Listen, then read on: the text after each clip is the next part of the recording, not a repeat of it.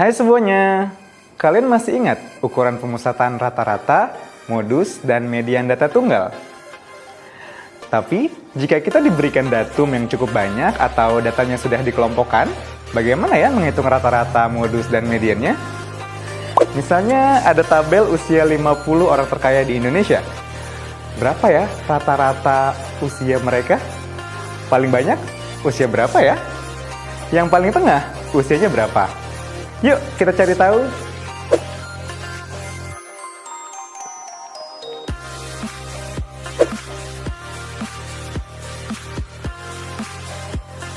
Kembali lagi bersama saya Ahmad Aprianto.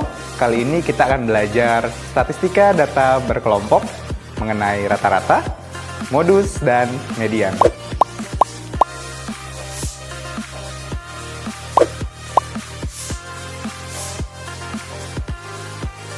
Balik lagi nih ke tabel dari 50 orang terkaya di Indonesia. Usia 30-34 sebanyak 5 orang. Usia 35-39 sebanyak 10 orang. Usia 40-44 sebanyak 7 orang. Usia 45-49 sebanyak 20 orang. Dan usia 50-54 sebanyak 8 orang. Untuk menentukan nilai rata-ratanya, kita harus melalui beberapa langkah. Langkah pertama, kita mencari nilai tengah, misalnya X dari tiap-tiap kelas. Untuk kelas 30-34, mari kita hitung. 30, 31, 32, 33, 34. Maka nilai tengahnya adalah 32. 35, 36, 37, 38, 39. Maka nilai tengahnya adalah 37, dan seterusnya. Langkah kedua adalah mengalihkan frekuensi dengan nilai tengah tadi di kolom fx. Untuk kelas 30-34, 5 kali 32 sama dengan 160. Untuk kelas 35-39, 10 kali 37 sama dengan 370. Dan seterusnya. Langkah ketiga adalah menentukan jumlah frekuensi dan jumlah fx. Jumlah frekuensi sama dengan 5, tambah 10, tambah 7, tambah 20, tambah 8 sama dengan 50. Dan jumlah fx sama dengan 160, tambah 370, tambah 294, tambah 940, tambah 416 sama dengan 2180. Langkah keempat dan terakhir untuk menentukan nilai rata-rata atau X-bar adalah membagi jumlah nilai fx atau sigma fx dengan jumlah frekuensi atau sigma f. Dari tabel, kita mendapatkan sigma fx sama dengan 2180 dan sigma f sama dengan 50. Maka X-bar sama dengan 43,6. Nah, selanjutnya, bagaimana kalau kita ingin menentukan nilai modus dari tabel tersebut? Kita tahu bahwa modus adalah nilai yang paling sering atau banyak muncul. Tapi, kali ini kita hanya tahu rentang kelasnya loh. Nah loh, yuk kita cari tahu. Langkah pertama, kita analisa kelas yang memiliki frekuensi terbanyak, yakni kelas 45-49, karena frekuensinya 20. Paling banyak kan? Maka kita dapat menyebutnya sebagai kelas modus.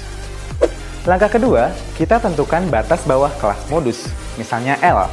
Karena kelas modusnya 45-49, maka batas bawah kelas modus sama dengan 45 dikurang 0,5.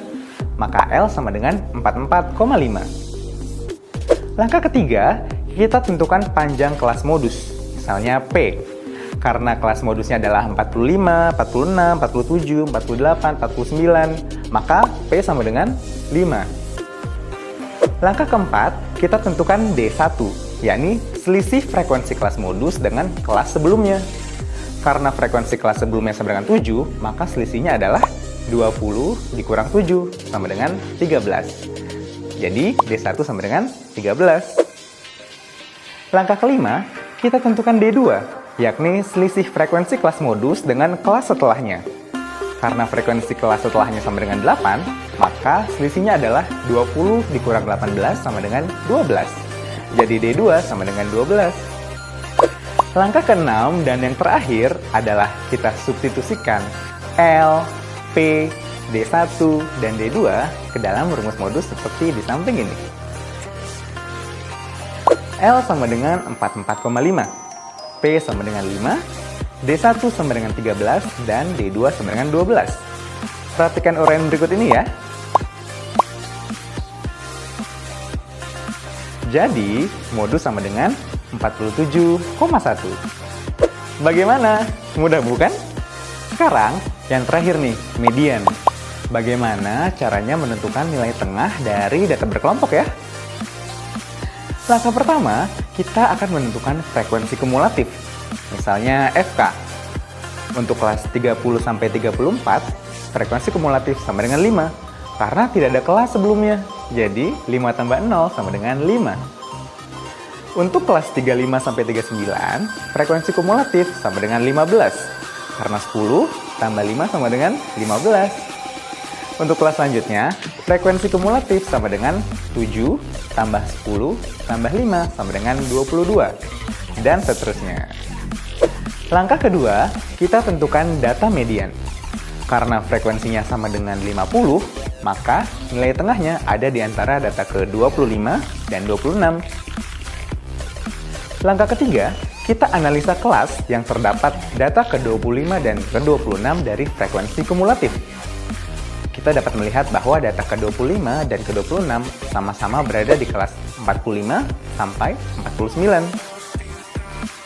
Langkah keempat, kita tentukan batas bawah kelas median, misalnya L. Karena kelas mediannya 45 sampai 49, maka batas bawah kelas median sama dengan 45 dikurang 0,5. Maka L sama dengan 44,5. Langkah kelima, kita tentukan panjang kelas median, misalnya P. Karena kelas mediannya adalah 45, 46, 47, 48, 49, maka P sama dengan 5. Langkah keenam, kita tentukan nilai S, yakni frekuensi kumulatif sebelum kelas median. Jadi, kita lihat di tabel. Frekuensi kumulatif sebelum kelas median adalah 22, maka S sama dengan 22. Langkah ketujuh dan yang terakhir adalah kita substitusikan ke dalam rumus median seperti di samping. L sama dengan 44,5, P sama dengan 5, sigma F sama dengan 50, S sama dengan 22, dan Fi adalah frekuensi kelas median, yaitu 20. Untuk penyelesaiannya, perhatikan uraian di samping ya. Jadi, median sama dengan 45,25. Nah, bagaimana nih adik-adik? Rumus-rumusnya mirip-mirip ya? Jangan sampai tertukar ya.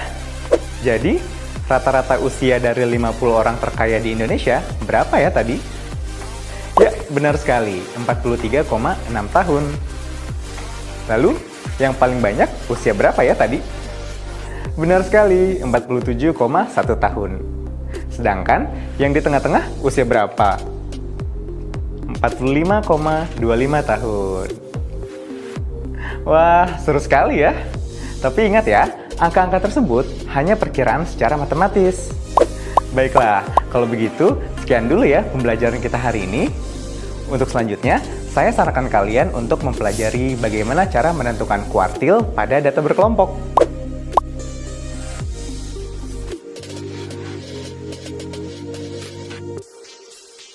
Kalian harus tetap semangat ya, dan tidak boleh pantang menyerah demi kesuksesan di masa depan. Sampai jumpa dan selamat belajar!